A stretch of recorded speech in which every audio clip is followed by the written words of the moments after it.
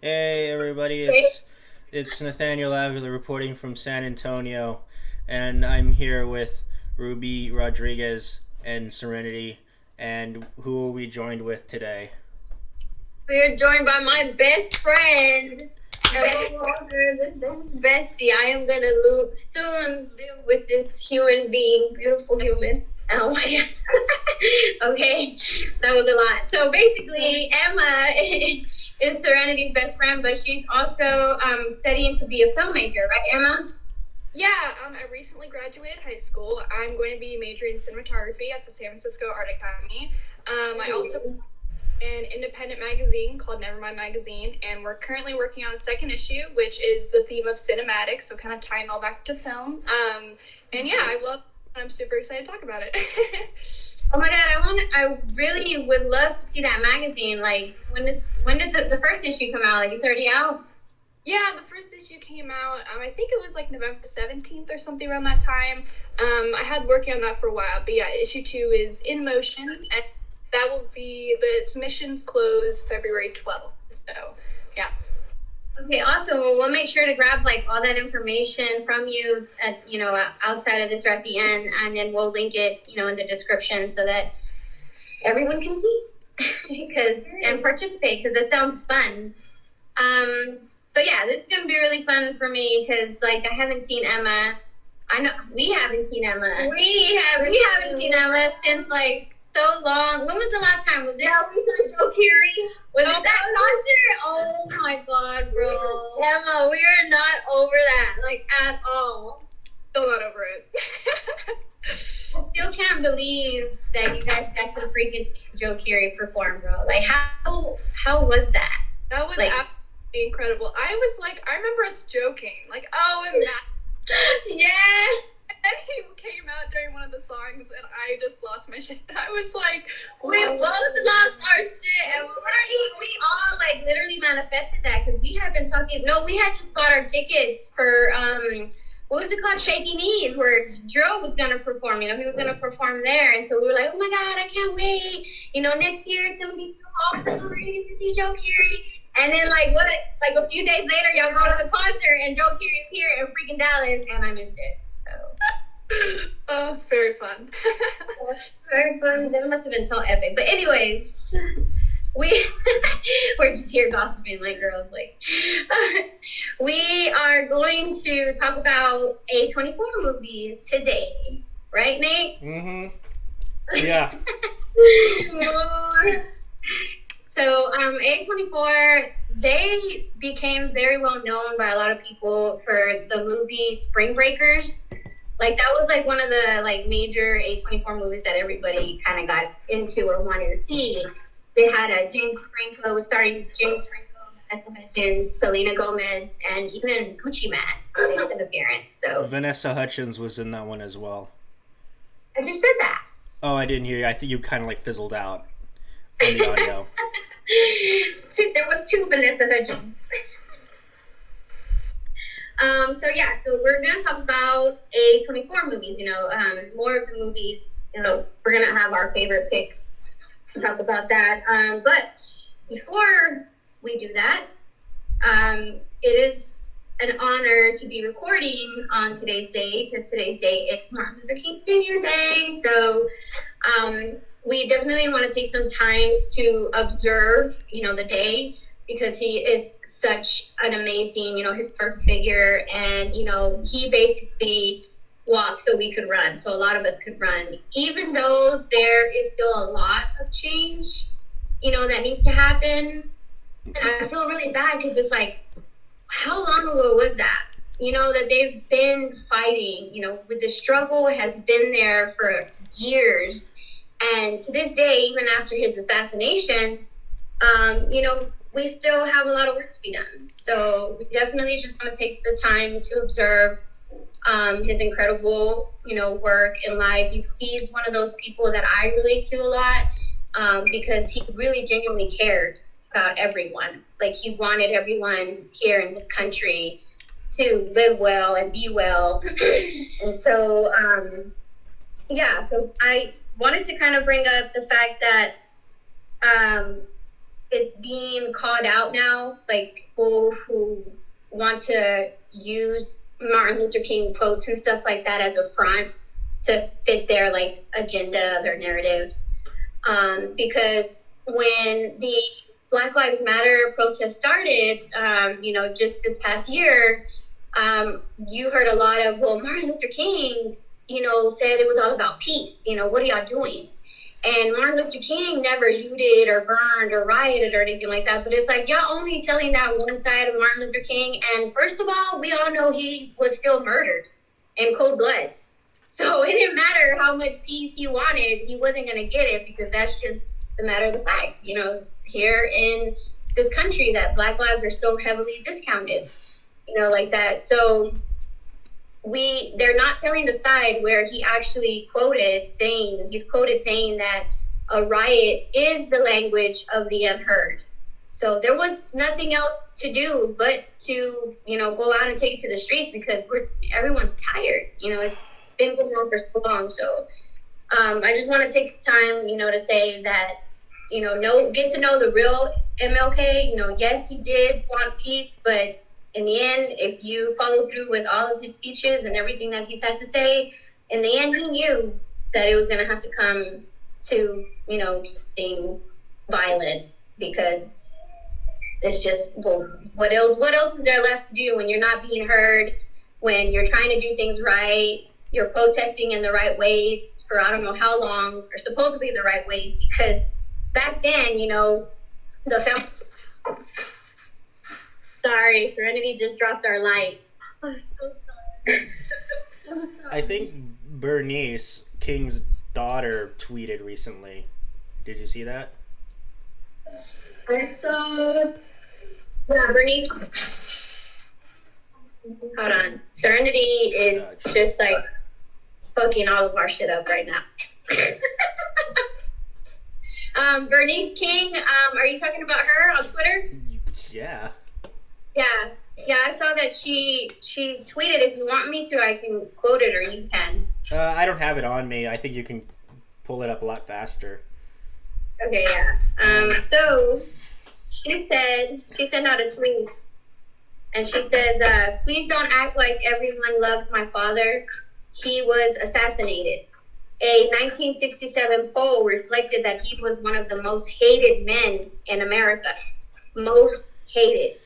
Many who quote him now and invoke him to deter justice today would likely hate, and may already hate, the authentic Martin Luther King, or the authentic King. And then she hashtagged it MLK. So I'm so glad that, people are coming out and speaking out about that, because like I said, I don't remember it ever being called out on. Like, all my years of living here in America, I've never heard somebody be like, no, you're just saying that. I guess I wasn't involved enough, but that's what I want to encourage everyone, to do, is just get involved, learn, if you can, help out in any way you can, because there's several ways that you can. So any little bit helps. What's your opinion on the impeachments?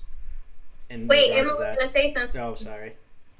You're good. I just wanted to quickly say that with Nevermind magazine, each issue, all the profits go to charity. And with my first issue, I directly donated to the Black Lives Matter organization, because I saw just how terrible everything has been. And I don't really know how much I can do, really, just because I can't go out and protest, and everything. So I wanted to just make some small kind of impact that I possibly could. So definitely, definitely just trying to help out and educate myself, and definitely going over everything that Martin Luther King did today and everything, and just keeping learning, always. Keep learning always. And that's why we're friends. That's why we're best friends, or you're best friends. Yeah, me and we're best friends.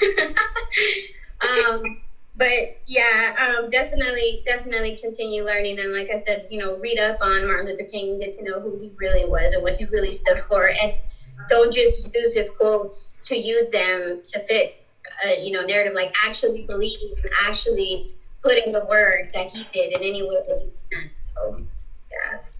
What were you saying, Nate? The impeachments? Impeachments. What do you think about that in regards to the impeachment?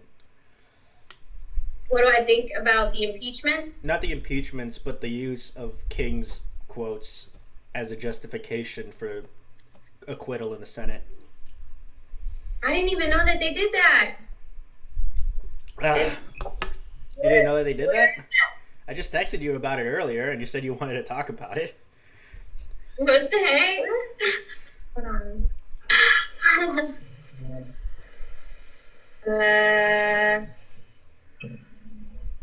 No. Oh wait. Yeah. Oh no, I thought you meant like you wanted to talk about how nowadays they're using his quotes like to fit their narrative, but I didn't know. I guess I didn't realize that you were talking about his acquittal. No, Yeah. what happened? You didn't realize when I said to justify his acquittal in the Senate, I meant his acquittal in the Senate. No, like I didn't read all the way through. You gotta read all of your texts all the way through, because then these things get lost. Yeah. After the events of the Trump insurrection, or more formally known as the 2021 riots on the U.S. Capitol on June 6th, Trump has since been impeached a second time by the House of Representatives, and now they're gonna go to court in the Senate. And the Republicans who don't want to impeach him or convict him for whatever reason, well, there is a reason. The reason is they want to move on and to be unified. We need to unify. Yeah, I saw somebody write about that on Facebook earlier, and I didn't know that it was in relation to that. You're here talking about research and you're like not doing it yourself. No, because he just like made a statement, like he just put out a post on Facebook, but he didn't like say that it was related to anything. It was just something that couldn't go with anything. Okay. I thought he was like basically like doing it in Martin Luther King's honor. Okay. Yeah. So what do you think about that? So what did they specifically say then, though? Like, what were they using about? I think one of them was that we need peace to move on. We need to love our enemy, and that is the only way we can be friends. Oh, okay. And so they were saying that that's what Martin Luther King would want. He would want us to forgive Trump. Well, that's basically what I was talking about. People using MLK to fit their narrative. So that's how I feel that it's wrong. And first of all, it sounds very idiotic, for you to be using someone who fought, for actual people to be something that's used for someone who, like, don't give a fuck about us. So, like, the irony in that. All right, let's see. What's the next segment? All right. So, if did you want to say anything? No, I'm good. She's just eating. You're gonna need to say something because your segment is next. No, this was her segment. We were using her segment to observe MLK. Oh, I thought she was gonna lead her segment. No, it was. No. This was what we were doing for her segment. Let's get into the fun stuff now. Yeah, we're gonna get into the movies, our favorite picks for A24, and we're gonna let Emma go first because she's our guest of honor. The Office is no longer on Netflix, Ruby. I know, that's so sad, right? Yeah. I love The Office. I bought Peacock, so now I can watch it anyway. You got what? I got Peacock, so now I can watch The Office anyway. Not Peacock. Shout out Peacock. But Emma's gonna talk about Lady Bird. Period. Yes. Okay, so go ahead, Emma. Actually, that's actually one real quick. That's actually why I dyed my hair this last year. It was because of Lady Bird. Lady Bird hair. But anyways, so Lady Bird came out in 2017. It was written and directed by Greta Gerwig, which was actually her directorial debut. The main cast includes Saoirse Ronan, Laurie Metcalf, Tracy Letts, Lucas Hedges, and Timothy Chalamet, of course. Of course. Boo. Of course. Boo. No, sir. Try again. Boo. Extra boo. All right, continue. Good thing you had such a small role. He does have a small role in Good. this. So I could just like skip this. Yeah, he's the one that says that's hella tight. That's hella tight. And then good girl. Good girl. One of the best quotes. It's a coming of age drama comedy. Which one thing that I was listening to the commentary earlier today because I wanted to refresh on my Lady Bird knowledge. And Greta was saying how with the actors, she told them all not to ever play it as a comedy, to just play like straight face because it's kind of like the audience is in on it kind of. And it's like, I really love that she did that. But one of the main reasons like why this is one of my absolute favorite movies and why I'm so excited to talk about it was just like the first film I feel like I ever truly connected to, coming of age sense. I always felt that like there wasn't enough movies like this that conveyed coming of age as not something super romanticized, and the connection with like Lady Bird and her mother was something that I also loved, and how Greta said that Lady Bird was a love letter to her mother, because I feel like there is a weird dynamic at that age of being like senior year, college. There's a lot of like selfishness in that teenage year. I say that as I am that teenager now. And I just love the way that was conveyed. And another thing that I also just like fell in love with this movie was the cinematography. One thing that, again, from the commentary track, which I will always tell everyone to go listen to the commentary tracks on DVDs because they are absolutely the best, was how she wanted the film to almost look like a memory, and how she wanted the audience to see it as something that they connected emotionally to, but they're also kind of like distanced from, which I thought was really interesting, that comparison of trying to capture that. And it resulted in such a beautiful like butterscotch tones and this like violet. It's so like contrasting, but so like as a whole is like Sacramento, and it was so stunning. And that was the work of Sam Levy, who is also on the commentary track, who just, I love all of their picks with that, and it was just so beautiful. So yeah, that was my little I can on. Yeah, no, you can go on, if you just tell us like why you want to talk about it. I mean, like why it's your pick basically, so you can go on and talk. Yeah. Another thing, because I am majoring in cinematography, that's one of the first things I noticed about a lot of movies. Like, Edward Scissorhands was one of the first movies I ever was like, it's one of my favorite movies, because the color palette is so yeah, I love it. Mm-hmm. So going back onto how much they elaborate on that being such an important element of the film was talking. Another thing that she compared it to was almost like a reprinted painting, where it kind of loses something, and she uses the contrast of like plain but also luscious, because when you reprint something it kind of loses something, but it also adds something because it's new and kind of glossy, and that was just so beautiful. And like just California in general, and using the time of like 2002 was really interesting, and how it was somewhat of her coming of age, but she said that none of it was true and all of it was true. So it was really, I love doing that. I'd love to make a film like that someday, where it's something that like represents that coming of age, which is such a weird time in your life. Yeah. Okay. So what do you think about sorry Nate to cut you off. What do you think about the other character, the guy that she was dating at first? What do you think about his like whole coming out gay story? I thought that would absolutely very necessary, and I actually love that, because I mean you don't see it, especially in earlier films where it's set back in time, a little bit earlier than everything that was somewhat accepted, And one of them, that was actually one of my favorite scenes that I was watching, where Greta was saying how you see in Saoirse's face, she takes the moment of just like being selfish, of like, you did this, you lied to me kind of thing. And you see it in her face, she automatically switch, and you see she's like, oh, he's hurting, this is his story, And like that immediate switch of her emotion in films is just incredible. She's an incredible actor, and you can see it in her eyes, it's just Yes. Yeah. That's what I love the most about that scene too, is that she kind of realizes, oh my God, like he's very scared, and she realizes like how much it would suck to be living life not as who you are, having to hide this. And especially because they portrayed it, like you said, back in that time, and they were like at a whole like Catholic school. They were going to like a whole Catholic school where that would definitely, be frowned upon. So I'm very, very glad that she put that in there. I do have to say I have been to it. I did attend a Catholic school, and it's not that frowned upon. It's not that what? Frowned upon. At least in the one I went to. That's cool. Mm-hmm. That's great.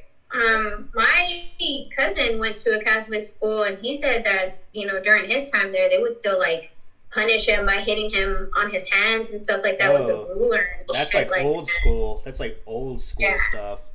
I remember one time, like, in my middle school, I was taught by a nun, and she did show us the paddles that she would use. But she says she doesn't use them anymore because she was like really old at that point in time. But she just showed it to us. Because I'm old, not Probably. because it's not right. Yeah, not because I'm old. But anyway, like as a cinematographer, do you have experience in shooting in digital formatting or in film stock or both? Me? Mm-hmm. I don't have too much experience as I graduated in December. But I have taken multiple film classes, and I did AV production at my high school with my career center, which was a fantastic opportunity. Very thankful for that. I have the pleasure of having a Super 8 that I have not yet fixed yet, but I do plan on using that soon. I have experience using actual film, but I have experience using digital stuff and shooting like small school. Okay. So when you shoot in digital, what format do you use? I typically use 9:16, just the like typical, like straight across. But one thing I love it's a lot of A24 is when they switch the ratio. Like in Grand Budapest Hotel, a lot of Wes Anderson films, I love when they do that. I think it really adds an element to the movie that you don't really often. Yeah. Oh, I meant when I said format, I meant like the style of what the quality or the formatting of what you shoot, not so much the aspect ratio. Oh, sorry. I typically use, just like camera-wise, I use a DSLR. I'm not super experienced. Okay. A DSLR that you usually would shoot in a 1080p. Yeah. So it would be 1080p, or sometimes it would come out as an H.264, or as some people like to do ProRes 422, though ProRes is mostly for like Apple and stuff. So for what if use this time before you go into film school to really familiarize yourself with film stock, because trust me, if you're going into a program specifically for cinematography, they will like make you film something with film stock. Yeah. And I would be very surprised if they didn't, because like I know that out there are some like purists who only shoot in film stock, like your Roger Deakins and what have you, like who are very adamant of only doing film stock. But nowadays digital has surpassed the quality of film stock, but they still do that anyway. So I would familiarize yourself as much as you can with film stock, the differences between 8mm, 16mm, 32mm, and how to load each and every camera. Look at definitely video. Yeah, for sure. Definitely noted. I have time now. I have no more school. Yeah. Crash course in cinematography. Yeah, look at look at YouTube videos. You don't have to like do it or anything. So when you come in, like look at like the Bolexes and the RESs, which those are the ones that use 16mm footage or film stock. Make sure to learn what the difference is between each film stock, like colors or black and white, and the differences between which one does better on sunlight or like not sunlight, like outside as opposed to interior, as opposed to exterior, night, day, that kind of thing. Also, try your best to familiarize yourself with the lights. Yes, because lights are insanely important. Nowadays we all use LEDs, so LEDs are like a game changer in the cinematography world. So basically, all you have to learn now is like just like the differences between temperature, color temperature, the differences between daylight and tungsten. Um, so that kind of thing. And also, when you get there, I am sure they will teach you how to use an electric generator, which requires you to do math. So be sure to do math. Nice, man. If you love, if you if you do not like math, if math was your least favorite subject in high school, well, geez, I have some bad news for you, because cinematography does require a lot of math. So you have to learn about the differences in like spaces between I didn't even know that. between the camera and the subject in order to gauge where the depth of field should be, where the focus should be, that kind of thing. You need to learn the entire square footage of the area that you are in, so you can like accurately make like camera plots and lighting plots, that kind of thing. And you're going to have to learn how to divvy up the various electrical circuits of the lights.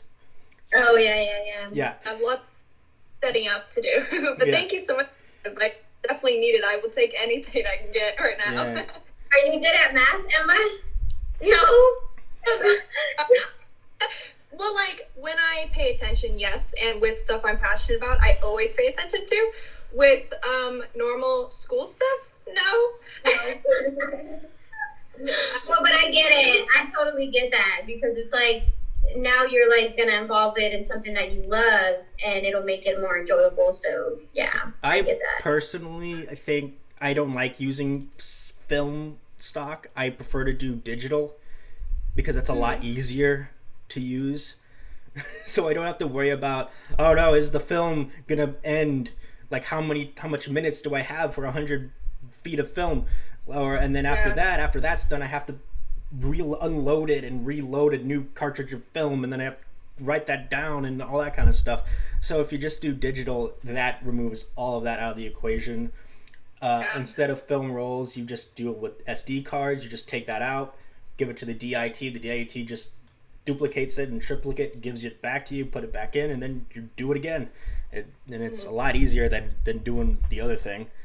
And plus, using digital, you get to use like a monitor, and you get to see and adjust everything in real time, as opposed to just eyeballing it on a film stock camera and just be like, I hope this works. We'll just see after it gets developed.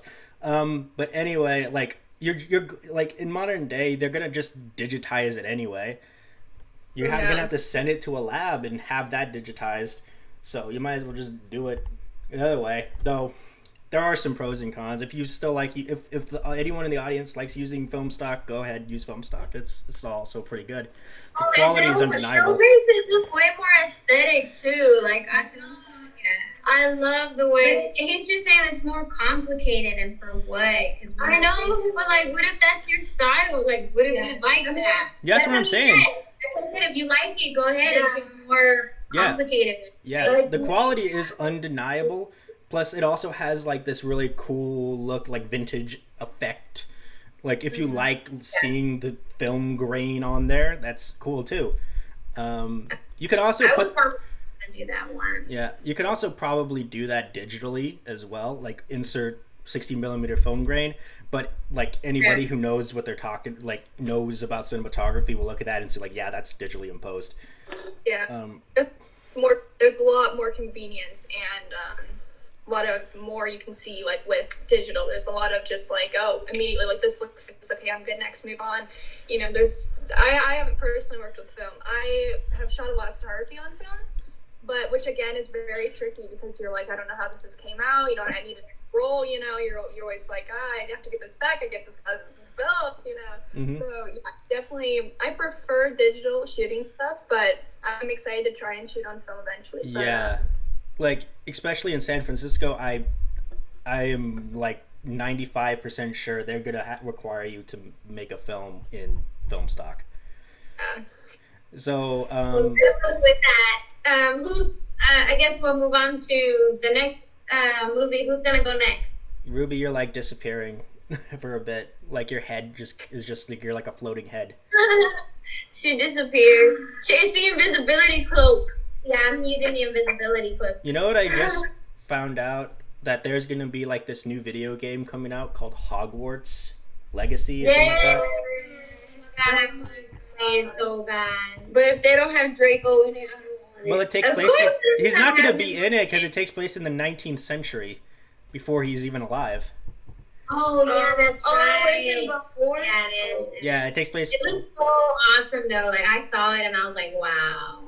I do. I am excited to see the expansion of the Wizarding World. All right, so you guys, who's next? Ruby, you're next. You wanna go next? I don't care. Well, Ruby, you're next then. If you don't care, then you're next.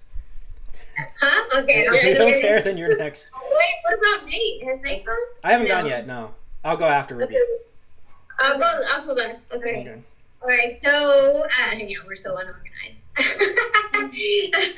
I picked The Disaster Artist, and this is a 2017 A24 film. It stars James Franco, Dave Franco, which is James Franco's brother, obviously, Seth Rogen, and a bunch of other, familiar, B-list actors. Well, Zac Efron's in it. Who? Zac Efron's in it. Oh, yeah. Zac Efron is in it. Yeah, he is in it. I forgot about that. Yeah, he is. Josh Hutcherson's also in it. So this movie was so, particular to me, and it caught out to me because mainly I think I personally connected with it because it's basically a film about aspiring actors, acting, the acting biz, and wanting to make it big and be the next big famous star and stuff like that. So, there's so many people who can relate to that as well. This film revolves around this very, random, guy that's trying to be an actor, but it's just he's so weird and there's this mystery about him and you never quite can figure this guy out. So I love that mystery overall as well. And the fact that there's a friendship that bonds, him and another actor, because they meet each other at an acting school, an acting class. And one of the guys is super shy, and the main guy that the story revolves around, he's more this eccentric kind of guy that's very loud, very hey, I'm gonna fucking do whatever I can or do whatever I need to so that I can make it big. He's not shy at all. So I think they kind of both bond over that because, opposites attract, of course, always. But I love that they developed a long lasting friendship. Even to this day, they're still friends. Yeah. And I love that somebody would see past all of the, randomness and awkwardness and weirdness of this guy who you don't even know if he's an immigrant from somewhere else or he was born here or what, because his how do I say, his accent, when he speaks is you don't even know where it's from. It sounds kind of like French. I don't think they ever say. They don't say. Yeah. And all of a sudden, he has all this money, and it's where did the money come from? Nobody knows. So it's I love that mystery as well. But yeah. What did you say? No, I was gonna say that I read the nonfiction book that film was based off of. Yeah, it was, and it was. Wait, that the room was built off of, right? What? No. The Disaster Artist? The Disaster. You read the book. I know, but the book that what movie was based on? The movie Disaster that Artist. You made, or this Disaster? No, the Disaster Artist. You think Wiseau made based that off of something? That guy just totally made that up. The room. What? So, yeah, so I read the nonfiction book that The Disaster Artist is based off of, which was written by Sestero, who was Dave Franco's character in the film, and it is about the eccentric story of Wiseau and his journey to make The Room, which is considered to be the worst film ever made. And yeah, his name is Wazoo. I'm sorry, that's right. That's the main character. I think he pronounces it. Yeah, he went. And he He actually still meets people today, like in LA. And James Franco, like that's another reason why I like this movie is because he played him so well. Like if you see Tommy Wiseau and you meet James Franco, like you see him portraying him, like it's literally like such great acting.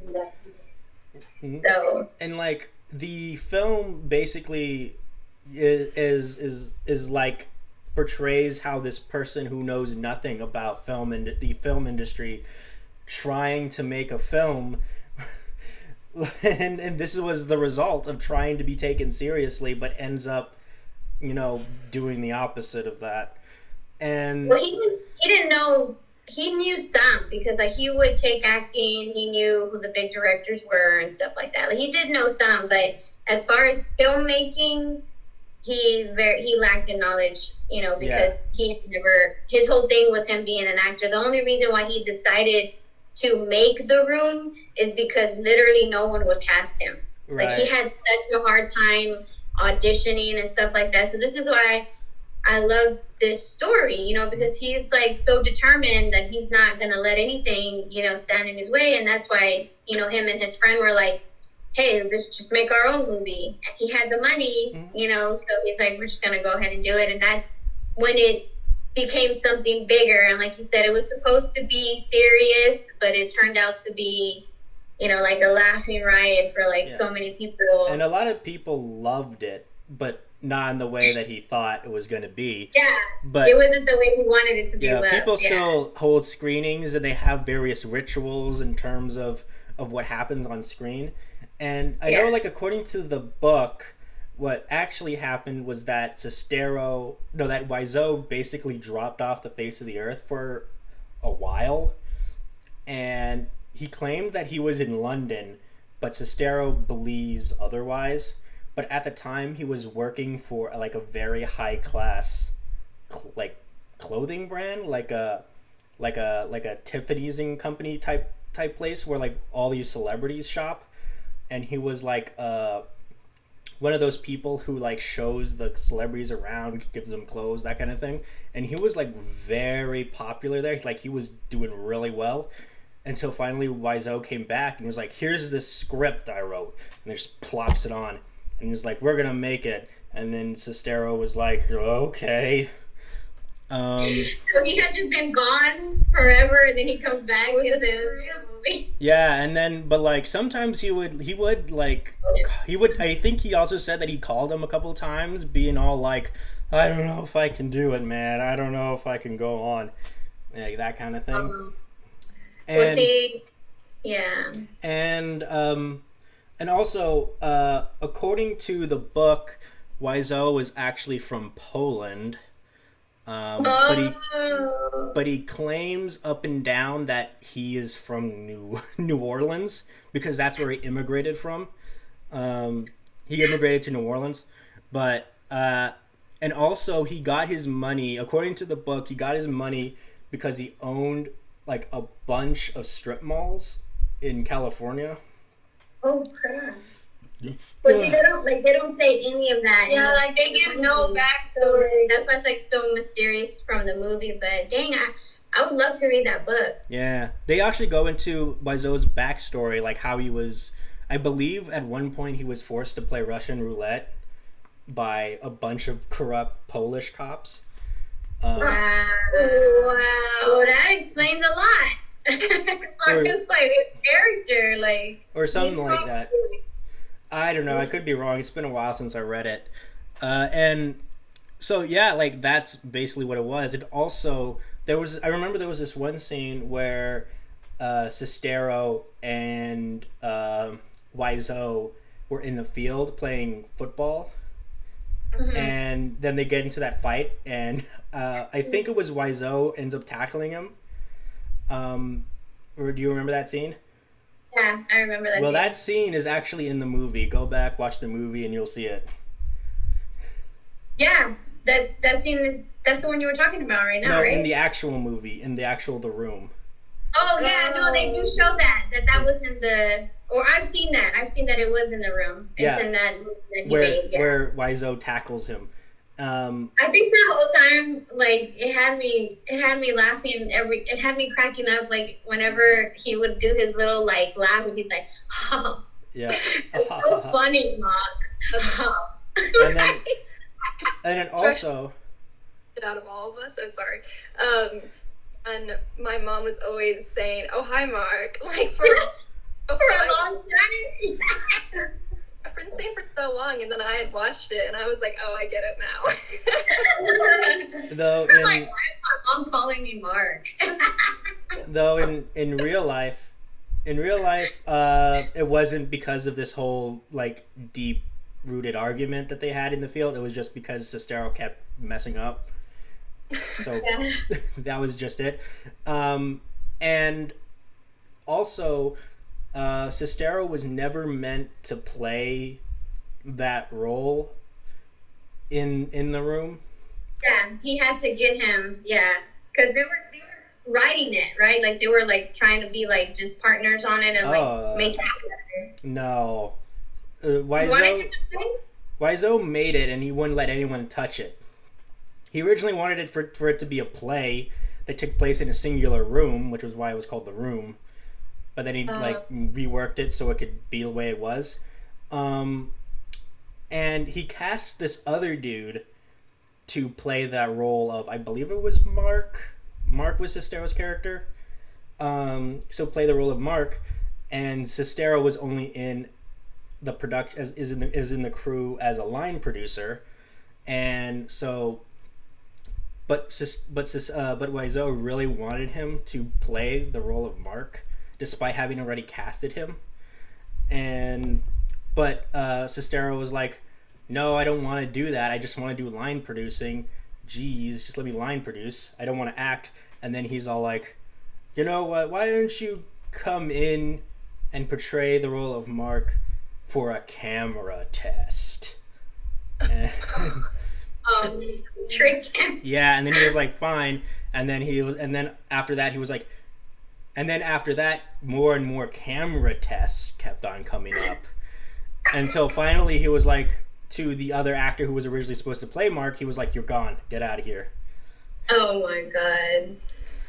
Yeah, I think there was so much there that we don't know. Apparently, there was not enough for the movie, so we definitely have to read the book to get all of that backstory. Yeah. Also, it is super complicated. That guy, Tommy's life is like super, complicated. So also, like, so after that, you were probably thinking if Sestero was gonna play Mark, then who's gonna be the line producer? They got to get a new line producer. Not for Wiseau. Instead, Wiseau made him do both acting and line producing. Of course. And this dude, Mark, like, he's just like, not Mark, what's his name? Sestero? Yeah. His friend, like, it's so crazy that he just did all of this for him. Like, that's what I'm saying, like, they're such good friends, or he was such a good person to Tommy, for doing all of this. So I love that. Because, like, the universe works in crazy ways. Here was Tommy wanting to, be famous and be big and stuff like that. And it didn't happen in the way that he wanted it to, but it still happened. And period. It's just, it's an uplifting and inspiring story, like, overall of the movie. Mm-hmm. After I finished watching it, it left me with a sense of inspiration, for following and chasing my dreams and things like that. Yeah. So that's why I love this movie. Also, that Bryan Cranston thing didn't happen. That was made up. The what? The Bryan Cranston thing, that was made up. That didn't happen. I forgot. Like, he has some kind of interaction with him, right? Yeah. In the movie? Yeah, this is Bryan Cranston, and this was before he did Breaking Bad, but what did he do? He did Malcolm in the Middle at that time. So they were like, "Oh, you're the guy from Malcolm in the Middle, not Breaking Bad," because that didn't happen yet. And he was like, "Oh, why don't you come be a lumberjack character? We need you to have the beard." And then Wiseau is like, "You need a shave." And then he's like, "I can't. I got to do this other thing where I have a beard," that kind of thing. Yeah, okay, so that never happened. Yeah, that was made up. Okay. Also, Yeah, because he was dating some chick, right? His friend started dating some girl who knew Bryan Cranston or something like that, and got him some kind of role. I think something. I think I think so, but I think he just bumped into him at some kind of restaurant or something. Yeah. And also, it seems of like after the whole line producing thing, the director of photography was like, "We can't do it. I don't want to do this production if this guy is going to be both acting and being line producer. You got to get another line producer." And then Wiseau was like, "Sure, I'll get another line producer, whatever." And then when he came in, he was like, after the weekend, he was like, the director, the DP was like, "Where's the line producer?" And then Wiseau was like, "It's Sestero, you dummy." And then he's like, "Well then, we're out." And then he just left. The DP and the rest of the camera and lighting crew left. Yeah, they do show that happening in the movie. Mm-hmm. It's portrayed by Seth Rogen, and they're basically like, they just had it with this dude, because this dude is like calling all the shots and like kind of acting like an asshole. They portray him, you know, he's just like, you do this and you do that, you know, telling everybody what to do, and even though it's not like appropriate, like some, like that whole sex scene was so cringe. I was like, oh my god, like, really happened, like. Mm-hmm. So yeah, I thought Seth Rogen played the first AD. I don't know. It was him and whoever else that, you know, were all together. They were all like really, how do I say? They were discussing it together, where they were just like, you know, have had it with this guy and they just wanted to be over with it, you know. So I know he was among those people. What do you think about that one person, the person who was the old lady who played the mom, where she had a heat stroke and she went to the hospital, and then she came back, and then they were like, "Oh, why do you do it?" And then she was like, "Because I'm an actor." Yeah. What do you think about that? I mean, she kind of says a line that I kind of like felt connected with, because she says, we do it because, you know, we're actors, and it's what we basically saying, it's what we love to do. So like basically any day on set is better than any regular day like off of set. Would you really endure that, Ruby, if you were on that kind of set? I did for Stranger Things. Whenever I was on background for Stranger Things, I was cold and I was wearing shorts and I was happy as fuck sitting right but there. That's different. Like, that's Stranger Things. This is just some random dude making some random thing. Yeah, I mean, but like I'm saying, like for her, that's why the line was put in there. That's why I think they put the line in there, to make it so that it's a thing about you being involved in your passion, like you doing something that you're actually passionate about. Okay. So and you that would, way, like letting you know, like that's why it doesn't feel like work, because you're actually having fun when doing it. So you would endure that kind of set environment? I mean, if I had already committed to it, then yeah, because I'm a person of, you know, commitment when it comes to committing to a role. If I commit to a role, like, I will see it through. Okay. And obviously, those conditions that they portrayed in the movie are not going to be, you know, appropriate. Like, that wouldn't even happen on any film set today. Yeah. I mean, it did happen because it happened back then. Yeah. You know what I'm saying? Like, yeah, I don't think that I would have to even worry about that. Okay. So, all right, that's The Disaster Artist. Yes. Yeah. Okay. I love a little bit of this, so definitely go check that out. Especially if you're, you know, into the acting biz. If you want to definitely see like behind the scenes of how everything is done and made and stuff like that. Not everything, but like some stuff. So I think it's also a very knowledgeable film for people that are trying to act and stuff like that. To act and learning the acting environment. I wouldn't take filmmaking notes from the Disaster Artist. No. Really? He's an icon, though. He's an icon. He is an icon, and it's like now people love him so much because he is him. Literally, we saw this video where like Tommy just went to this random girl's house and was just like chilling and like smoking there with her. They were just like smoking together, dude. At that girl's random apartment. Was that on TikTok? Because I saw that. Yes, it was on TikTok. It was literally on TikTok. And I saw it, and this girl was just like, she was like, we took pictures, and then he came over to my apartment or something, and they were just smoking. And I think it was out of a hookah, too.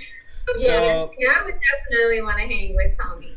So I think the man is an icon, just, for being. Yeah, he's just going to always be an icon. Yeah. So, yeah, if you want to see another film, I believe he recently made a film with Sestero again called Best Friends, I believe. Oh, he did? I think so. I'm not 100% sure. Yeah, it's called Best Friends. I gotta check that out. And according to critic scores, it was not good. But, I mean, what do you expect? But yeah, so I thought it was good. And the thing is like so many people still like watch The Room because it became a cult film. Mm-hmm. So they'll like screen it at different places, and people will actually like go and watch it, and they'll make a whole big thing about it. Yeah. So I So think that's cool. yeah, so check out Best Friends if you want to see something that Wiseau recently produced with Sestero. So Okay. the gang is back.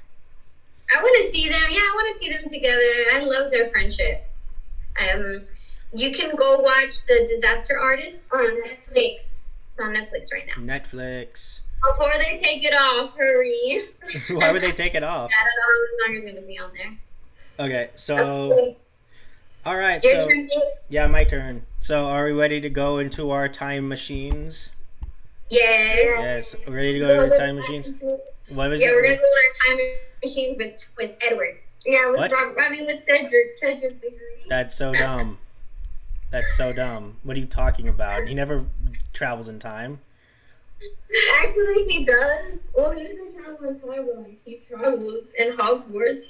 Oh my god. What? She didn't even know what she's saying. Through time? He traveled through space, but not through time.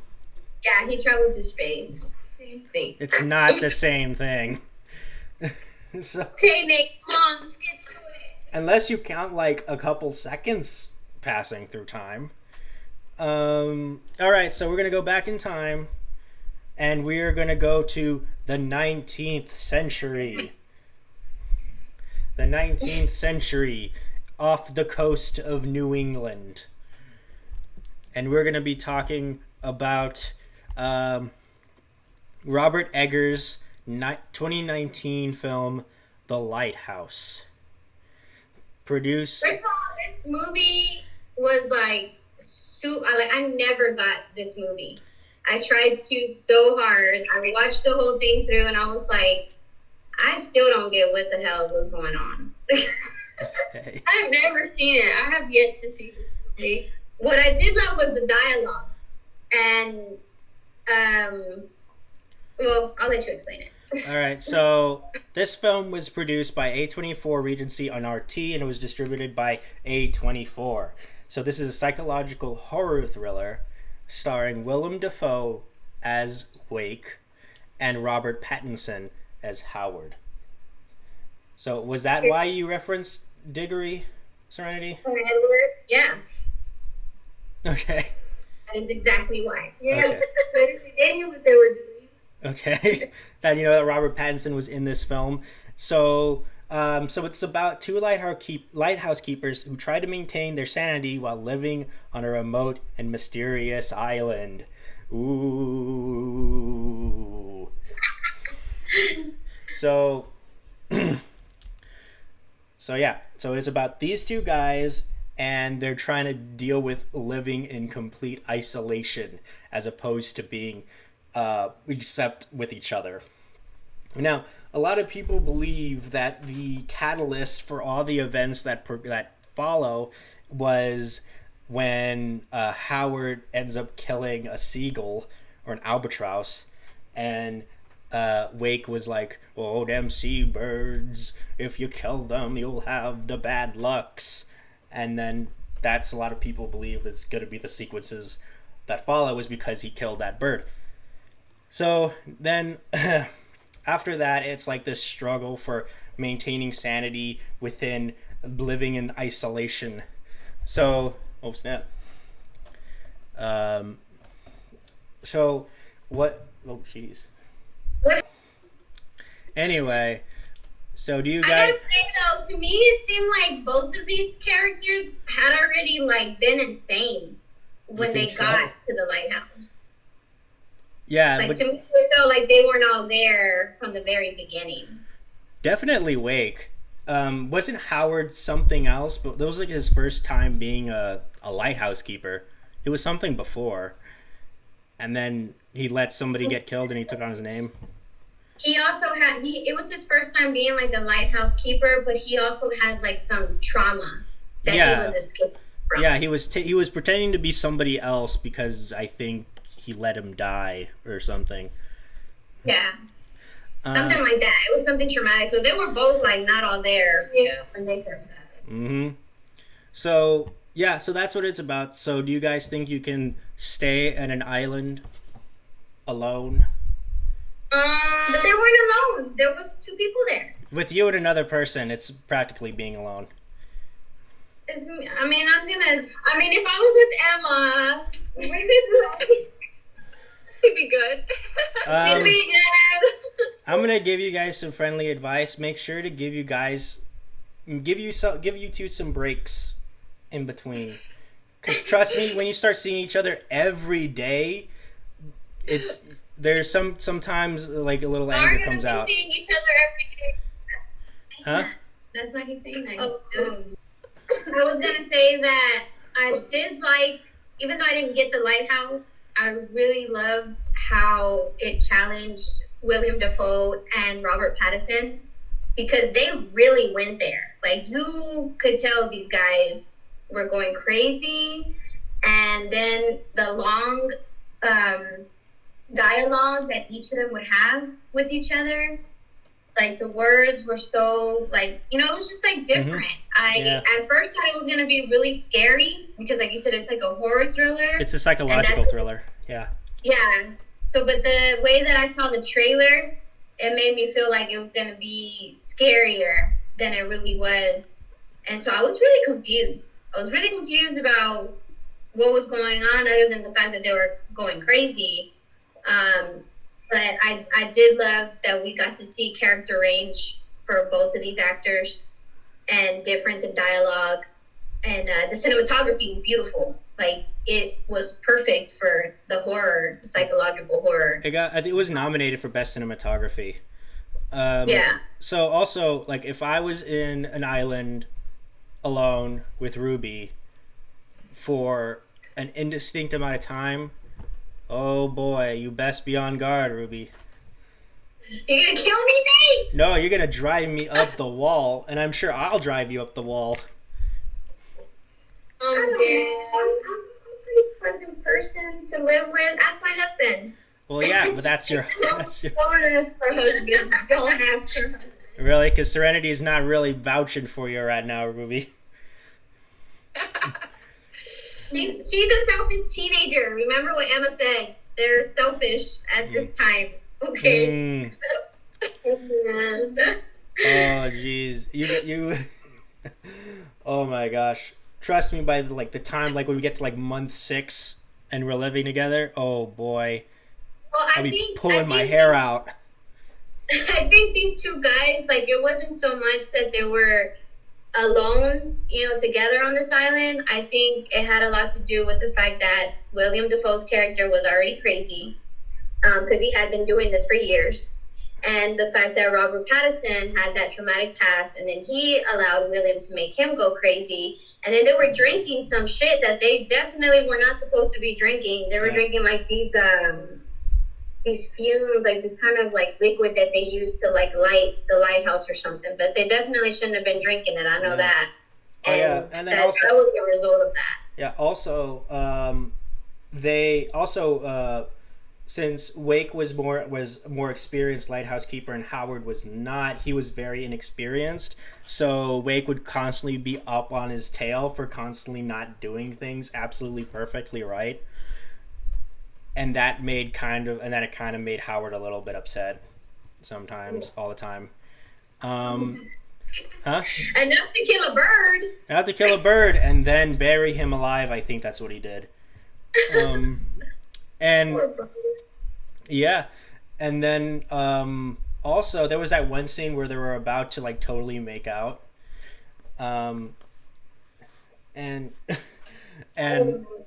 so that's also saying that their sexuality is kind of being a bit skewed. Mm-hmm. Yeah. The movie was just crazy. Yeah. I'll tell you that. If you want to see a crazy ass, confusing ass movie with beautiful cinematography, The Lighthouse is the way to go. And you want to see Robert Pattinson like be completely like a different person than you've ever seen him, then yeah. I'm always ready to see Robert Pattinson. Oh God. And then also like Wake would be like, you gotta swab the deck, and then Howard would be like, I did swab the deck, and he's like, you didn't swab it enough, and then he was like, how dare you, and then they start fighting. Yeah, there would be some moments where he's like tripping out because I'm like, what? So, yeah. And then he was like, that's all I have to say about that. Yeah, and then there was like this mystery about what's in the lighthouse because Wake would never let him in the lighthouse or whatever. That's why I thought it was gonna be horror. Like I was like, okay, this is where the horror's gonna play out. There's like a scary monster in the lighthouse or something, you know?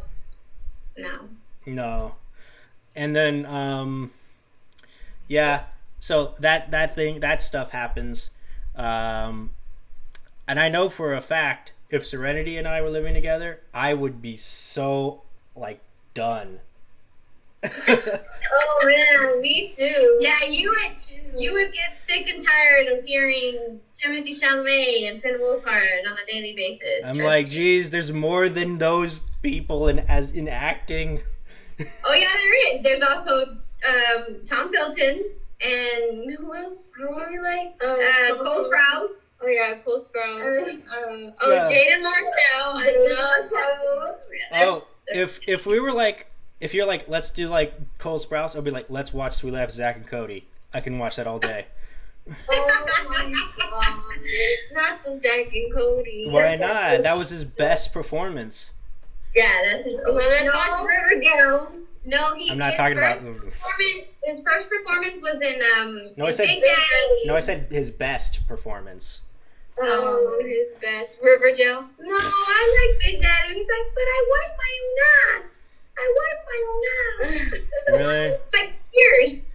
Yeah, it's hilarious. Yeah, and like I see starring Adam Sandler, and I'm like, okay, turn it off. Shut up.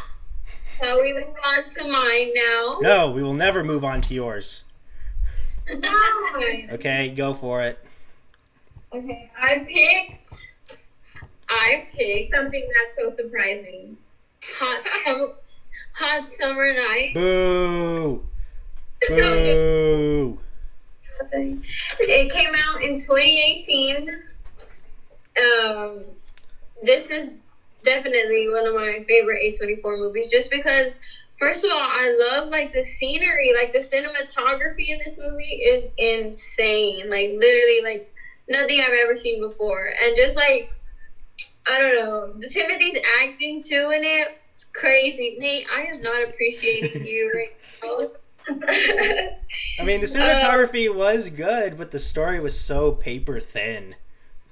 How was it paper thin though? Like literally, it's showing a boy who like just wanted to fit in somewhere. Oh, jeez. I think A24 does that very well. Like they tell these stories that are actually like real life, realistic stories. Mm-hmm. Like it's not gonna happen in the sequence that you think it is. It's not gonna end with a happy ending. Like I really loved how the like shore or they were trying to show how beautiful things like don't last forever. Like nothing lasts forever, because it's showing like how everything was going so good at one point, and then everything just went downhill. And so it's just like, it's really showing you like good things don't last forever. Just watch mid-90s instead. I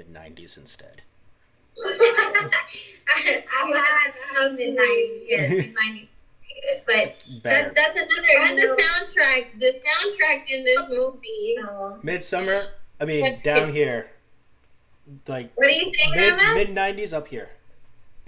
The soundtrack absolutely incredible. That's the first thing I noticed, because I've watched House of Nights quite a few times, and the first time I watched it that was the one thing I noticed immediately. Was the parking lot scene with like hospital playing. I was just obsessed with it. I was obsessed with that too. I really helps immerse you in like the film. It's just so good. Like there are sometimes like I'll walk away from a movie and be like, that soundtrack didn't do it justice, or like it didn't fit.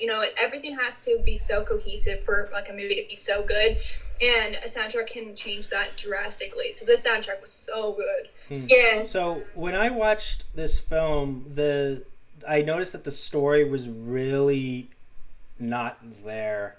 It was very non-existent. And the reason why, because I know that A24 does great films. Like you said, they're pretty good at stories. But when I saw that, I'm like, geez, A24, you could be way better. I know you can be way better.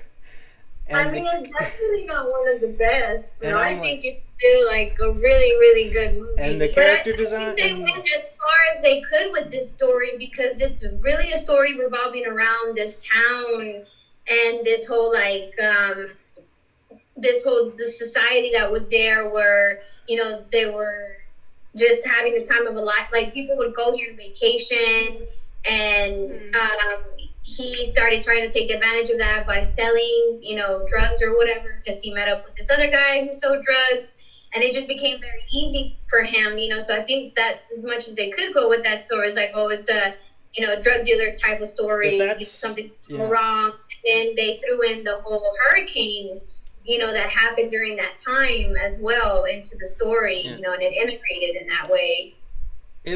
I don't know if it integrated very well. It seemed like it was just an afterthought, as in trying to make the stakes higher.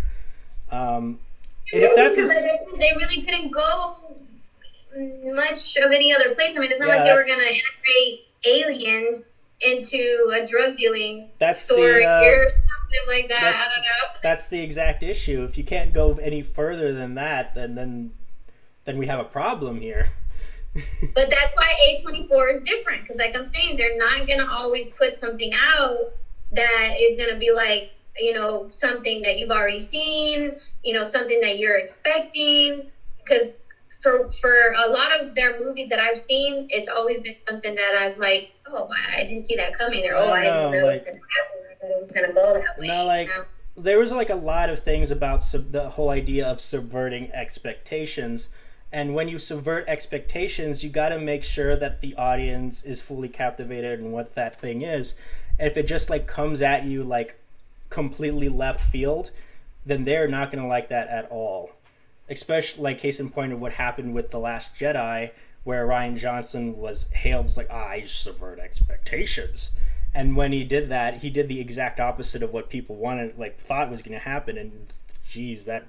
But that was different, because that's Star Wars. That's a huge franchise. Like, that has had, so much behind it to where they can compare, to that. I know, it's the same thing. It's like if you equate Star Wars, the franchise, as A24, the studio, it's pretty equivalent. Like, if you know that A24 can do that. A lot of A24 movies, they're not one and the same. Like, to me, I feel like each of A24 films are different in their own way. Yeah, I know. Like, what I'm saying is, if you're going to try to subvert expectations, try to make sure that it's pretty much led up to it. Use the Chekhov's gun, instead of just saying, like, oh, there's a hurricane. Here you go. Yeah. My mom had watched it actually before me. That tends to be a trend. So she had watched it, and she hadn't ended up finishing it because she liked the beginning a lot, and then she kind of thought it fell short. So she ended up finishing it until we watched it together. And she kind of had the same thing where she originally, like, watching it, she wanted more from it. And I could kind of see that, but like I feel like I was just like I was shocked at where it went because I wasn't expecting that based on the beginning, which could be bad or good. And so yeah, I just kind of left that being like I love like the soundtrack, the colors, and like I mean Timothy is a plus of course, but I think it's definitely interesting. But yeah. Like, I know that the cast is really good, and I think that their characters really fall short of what their performances were. Like, the character development was pretty much not there. Their Charlemagne's character pretty much remained the same from the beginning until the end. So he had no emotional growth. So Yeah. Well, he kind of did because he was like, it seemed like he wasn't so like used to being the one to go up to girls, and here he is falling in love with like this very popular girl, and you know he doesn't know how to go about it. But then she starts showing an interest in him, and that kind of like makes it okay for him to feel a little bit bold about it, and he does actually like go and do something bold about it, and literally kisses her. So yeah, I don't know. I don't I know. think he kind of changed, and the fact that he was not a drug dealer before, and then he became a drug dealer, and he got himself involved in all of those crazy situations. And remember, he also did that thing that the guy, what's his name? The guy that he was selling drugs with, his friend Hunter. Hunter tells him, he's like, "Oh, you want to stop selling weed now? And you want to start selling cocaine?" Like, no, you're fucking dumb. There's a whole nother level of shit, And he still goes against Hunter's advice. And he fucks it up, So it's like he does kind of change, and he kind of realizes. I don't know. If you have to say, like, if you look at it far away and you squint and you do this, then you could see it, and then you kind of. Oh my God. Also, if you want to see my initial reactions, Serenity and I did a movie watch along of this film. Yeah. And you can see my initial reactions. You can listen to Serenity love over this film, which is fine. You can like it. It's okay if you like it. And you can hear me being like a very cynical about it. Literally this entire summer I had that movie on repeat. Like literally I had it on repeat. I've had those days. Every time that it rains, they're like, "Oh, it's raining. Let's watch Hot Summer Nights." So. Oh yeah. Also, speaking of which, The Lighthouse. It's on Prime. You can watch it on Prime. I forgot to mention that. Oh yeah. Also, let me see that. No, you can't. You can say soap today. It's illegal. What are you talking about? You can't say soap today because that's very illegal.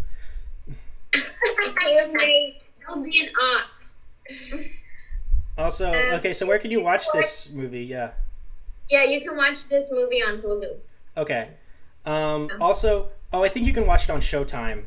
Yeah, I think you can only watch it on Hulu if you have Showtime. It says premium subscription. Yeah, then you need Showtime. So, yeah, and also, again, if you want to see my initial reactions, check out the movie watch-along that I did with Serenity. I just love her spirit. Like, overall, like, I feel like everyone at that age as a teenager has kind of, like, at one point or another felt something that she felt in that movie. So, Emma, your makeup is A1, babe, period. We'd love to see it. So that was Serenity's pick. But we do want to have like a round of honorable mentions. If anybody wants to, honorably mention an A24 film, just say the name, Uncut Gems was my other one. Period. Uncut Gems, really good. I thought you watched the movies of Adam Sandler. What happened to that? There are always exceptions to the rule. With every rule, there is an exception. I want to say the very first. Which one? I just want to say really quick. That's such a good movie. Good time with Robert Pattinson. Yes. So oh my God! That's another movie. That's another movie where we kind of like it's another story that's just like a real time, kind of story. It's an anxiety movie. It's one of those movies that gives you anxiety. It did make me like go whenever she's with that girl because she looks so young and it's just like crazy. No, that little girl won at life. I want to say that Ex Machina is another great story. Like that one, if you are barely getting into A24 films, like I would suggest that you start with Ex Machina because it is a very well-rounded story. There are still twists, that you're not gonna be, expecting, but it is still a story where you can follow it very well, very easily, and at the end you're left like, damn. Yeah, I have not seen that film. I do want to see it. You have to see it. Also, Midsommar, Midsummer. Yeah, it's Midsummer. It's Midsummer, right? It's Midsummer. It's pronounced Midsummer. This is Randy Havens' favorite. I remember when this movie first came out and Randy Havens watched it, he would literally watch it almost every day, and he would talk about it on Twitter every day. You know who Randy Havens is, right? No. Mr. Clark from Stranger Things. Oh, okay. So another one I'll mention again is we mentioned it earlier, but mid-90s. Oh, that one was directed by Jonah Hill. Yeah. And it's kind of his story. I think he has some fragments of his childhood story. So right. Fun fact, Tyler the creator was actually on set while filming this movie. Yes, I found that out whenever I was in Atlanta because a Big Finny video. She told me she was like, yeah, Tyler was on set while they were filming that, and I was like, oh no! If he was not on camera, I don't care. What? Yeah, Simon Cowell was on the set of The Shining. To see me being all like, Okay, but Simon, you're literally comparing Simon Cowell to Tyler the creator. He was a big name back then. try again. What do you mean try again? Don't you try again me? Also, the movie Waves. If you want to listen to a badass soundtrack, watch Waves. That movie, that A24 movie is good. The Florida Project, super soft fest. The Bling Ring with Emma Watson. Have you seen that? Have you watched the Bling Ring? Yeah. I have not. It's crazy. It was based off of an actual thing that happened. I have. When I was living in Orlando, I did pass by some of the set locations from the Florida Project. Awesome! That's so awesome. Also, Hereditary, freaking scary as shit. Literally, Hereditary is one of the most scariest movies. Ever. That was the only movie that had ever given me nightmares, and I don't get nightmares from scary movies. Yeah. And also, because that was made by Ari Aster, who was the same person who made Midsummer. Yeah. Yes. And then Moonlight is a really, really, really good story too. Love Moonlight. That's actually the only A24 film that my husband that said that was pretty good because he has a thing about A24 films. Whatever you do, I will advise you not to watch the movie Tusk. Don't watch the movie Tusk. Don't watch Tusk because that image will never leave your head. And I'm sorry for everybody that has it. But Queen Lily Rose Depp is in it, so... For a second. That was a bad movie, Tusk. That was God. bad. It was made by Kevin Smith. And he was like, is this a horror or a comedy? I don't know. I mean, it's so, funny and weird. It's so like bad. I said, if you are interested in the story, great. But that image, don't say I didn't warn you, because that image will not leave your head. Yeah, it will not leave my head, and I hate it. And she hates when I bring it up, because I bring it up. Because I will see that image in my head again, and it's not pretty. Also, if you do want to see it, it's all over the IMDb page. I think it's on Netflix too. Well, yeah. I mean, just the still image of what you're talking about. They plastered it all over the IMDb page. Don't go looking. Yeah, don't go. Please don't go looking. If you're gonna watch the movie, but don't go on that. Also, there was this one person. Oh snap! What in the world? Oh snap! Okay, so there was this one person who did video reviews, and one of the things he did was disturbing movies, and Tusk was one of them. Uh-huh. And as it should be. Yes, very And disturbing. when I looked at that said image you're talking about, it didn't really affect me. It looks really goofy to me. Yeah, it really was. You have to watch it. I did watch it, kind of ish. So even when you saw the image of what was going on, and like that didn't disturb you. I was like, literally me.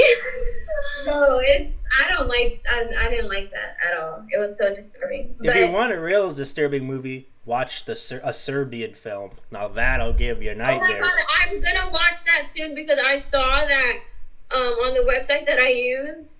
They just put Suspiria on there, and I've been wanting to see Suspiria for the longest, and I heard like it's like really, really disturbing. But that's what. Well, yeah, Suspiria, yeah, but I didn't say Suspiria. I said a Serbian film. No, a Serbian film. That's what I mean. Oh, then why were you talking about Suspiria? I didn't say Suspiria. I said a Serbian film. Oh, I thought you were talking. I thought you said Suspiria. No, she said No, Suspiria. I meant a Serbian film. They sound the same. They sound the same, okay? But anyways, a Serbian film. Yeah, I really want to watch. Yeah, But yeah, that's the only movie that I advise you not to watch is Tess. But like I said, you want to go find out, go find out. Don't say I didn't warn you though. Because it's just, I don't know. Okay. If you don't want to watch the movie and just see what she's talking about, just go to the IMDb page. That's Tusk, Tusk, and then you press enter. You guys don't have any other recommendations? I have I just wanted to. I have another recommendation, like a generic recommendation that's not A24. Okay. Yeah, so I just recently watched the film Whiplash by Damien Chazelle, and that was a really good film because it's basically about like this jazz drummer who is trying so hard to impress this guy who really does not deserve to be impressed, but he's constantly pushing him and manipulating him to be like, to try to be like unnaturally the best, unnaturally fast with these high expectations, constantly putting people against each other and being all like being all buddy with you in order to get to know you so he can use that to insult you. Yeah. No, Whiplash was a good film. I think it was nominated too. It was nominated, for Best Picture. And I believe also for Best Adapted Screenplay. And I think J.K. Simmons won an Oscar for it, for his performance. Melissa Benoist is in it, for your Supergirl fans. She's in it. And it also won for Best Sound Mixing. And it also won for Best Editing. So, yeah. So what's your recommendation, Ruby? I don't have one. I had, mainly the honorable mentions for A24. I would just say this, closing out the A24 segment, is just the fact that I love that A24, like, their films are not afraid to go there. Mm-hmm. Like, they go to places that normally you wouldn't, be ready to go to, in a movie. Like Euphoria. It's not a movie, but I mean the show, Euphoria, A24. But, like, I'm saying, as far as the films, like, go, I feel like, they'll show you, like, really gory stuff and, like, things that kind of, like Hereditary. You see Hereditary, you know exactly what I'm talking about, because there's, like, tragedy after tragedy after tragedy, and you're just like, oh, my God. Yeah. The emotions are just outpouring. So I love that A24 does that with their films, that they're not afraid to take it there. For what I've noticed about A24 is they do make a lot of blank check movies, which is what that's known as. What do you mean? What does that mean? A blank check movie? It's where they're like, where a director comes in and is like, hey, I want to make a movie, and A21 just gives them like a check that's blank and like, here, write as much as you want and go make it. I don't care. Nah, I don't think so, because they be making some really creative ass movies, like really unique movies. That's what I mean. They gave all the creativity to the director. That's exactly what that means. They just give him a check, say, write as much as you want and go make it. Don't talk to me ever again. I'll see you at the Oscars. Did you have a recommendation, Emma? I think. Yeah, I look up and make sure that it was A24, but it is 20th Century Woman. It's a fantastic movie. Greta Gerwig's actually in it as acting, and it's such Wait, what movie? Women. I watched that. I love that movie so much, and Elle Fanning too in it. Yeah. But I feel like a lot of people don't know that that's A24 and that like Greta Gerwig's in it. That's like so cool. Yeah. And it's such a. So yeah, I definitely recommend that. I feel like not enough people have watched that. I own that as well. Yeah, it's really underground. A lot of people I think that's one of the most underrated A24 movies because it's so good. Have you guys like watched 1984 Wonder Woman? Have you guys watched that? Yeah, No, I I haven't. I have. How did you like it? It was okay. I think I enjoyed the first one.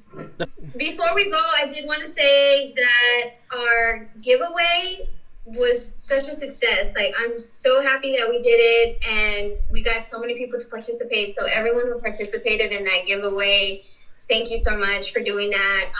We are going to be doing some more very soon, so be on the lookout for that. You have to follow us on Instagram at Wacky_Talkies.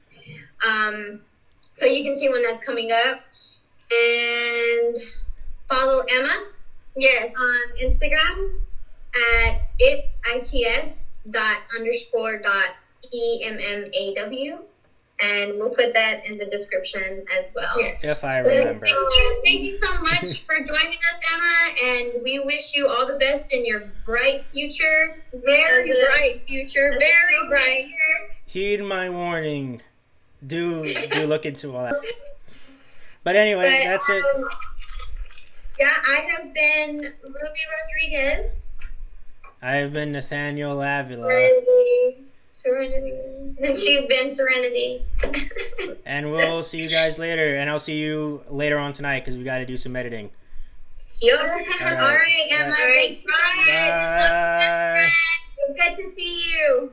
Bye. Thank you for listening to a Vision podcast, home of Wacky Talkies, The Kingdom, Evil Exists, and many more.